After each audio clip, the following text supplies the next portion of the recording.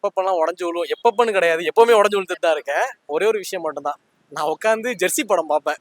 அந்த படம் பார்த்தேன் அப்படின்னா ஆரம்பத்துல அழுதுட்டு இருக்கிறவனா கடைசியில நல்லா முடிண்டா தூக்கி போட்டு அடுத்த வேலையை பாடுறா அப்படின்ற ஒரு மைண்ட் செட்டுக்கு வந்துடும். அது ஒரே ஒரு ஆக்சுவலாக நான் சினிமாக்கு தான் ட்ரை பண்ணிருக்கேன். ஸோ வந்து எனக்கு பெஸ்ட் தெரப்பி அப்படின்னா சினிமா மட்டும்தான். குறிப்பிட்ட அந்த படம் எதனால ஏதாவது சொல்ல முடியுமா? ஒரு டுபாக்கூர் கம்பெனி நினச்சி எல்லாமே என்ன செலக்ட் பண்ணிட்டாங்க. அட்வான்ஸ் வரையும் கொடுத்து செக்கெல்லாம் கொடுத்துட்டாங்க. அன்னைக்கு வந்து மறுநாள் வந்து நான் ஷூட்டிங்க்கு போகணும். முதல் நாள் வந்து இன்னைக்கு கார் வந்து கோயம்புத்தூர்ல வந்து படிச்சுட்டு இருந்தேன். அப்போ காந்திபுரத்தில் மறுநாள் வந்து பிக்கப் பண்ணிக்கிறோம் அப்படின்னு சொல்லி எல்லாமே வீட்டிலலாம் சொல்லிட்டு தப்பாட்ட அடிச்சிட்டேன். ஒரு நாள் தப்பாட்ட அடிச்சிட்டேன். அவர் படம் நடிக்க போறேன், நான் நடிக்க மாட்டேன்னு சொல்லி நடிக்க போறேன் அப்படின்னு சொல்லி ஓவராலாக பேசிட்டேன். அன்னைக்கு போயிட்டு நிற்கிறேன், கார் வரவே இல்லை. அந்த ப்ரொடியூசர் ஃபோன் வந்து சுவிச் ஆஃப் ஆயிடுச்சு.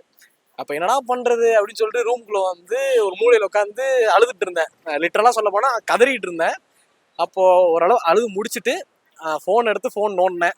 அதுக்கப்புறம் பார்த்தா எனக்கு இப்போவே எமோஷனல் ஆகுது அதை நினைச்சாலே. அந்த நேரம் பார்த்து ஜியோக்காரன் வேற நெட்டை வேற முடிச்சு விட்டான். என்ன நெட்டும் இல்லை அன்னைக்கு பார்த்து நான் ஒய்ஃபைக்கும் பே பண்ணல. அதான் நாளைக்கு ஊருக்கு போகிறோம்ல, எதுக்கு பே பண்ணணும் அப்படின்னா ஒய்ஃபைக்கும் பே பண்ணல.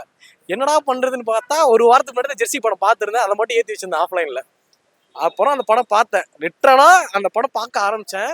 அப்படியே ஸ்லோவா பார்த்துட்டு இருந்தேன். ஒரு குறிப்பிட்ட சீனுக்கு அப்புறம் வந்து அவன் ஃபர்ஸ்ட்ல பையன் முன்னாடி கிரிக்கெட் விளாண்டு முடிப்பான். அது முடிச்சுட்டு அவன் பையன் அவனுக்கு வந்து ஒரு மாதிரி சலாம் பண்ணுவான். அதை பார்த்தோன்னே அவனுக்கு ஒரு மாதிரி லுக்கு எப்படி சொல்றது, ஒரு மாதிரி சாதிச்ச மாதிரி ஃபீல் ஆகும். அந்த சீன் பார்க்குறப்பலாம் எனக்கு இங்கேருந்து ஆட்டோமேட்டிக்காக அழுது முடிச்சிட்டேன். தண்ணியை வத்திருச்சு, உடம்புல உள்ள தண்ணியெலாம் வத்திருச்சு. அதுக்கப்புறம் பார்த்தா தண்ணி ஆட்டோமேட்டிக்காக ஊற்றுது. அதுக்கப்புறமா எனக்கு தெரிஞ்சு ஓகே அந்த படம் பார்த்து முடிச்சதுக்கப்புறம் ஒரு படம் தானே போச்சு, அவனே இவ்வளோ அடிபட்டு வந்திருக்கான், நம்மளால பட முடியாதா அப்படின்றத பார்த்து அப்படியே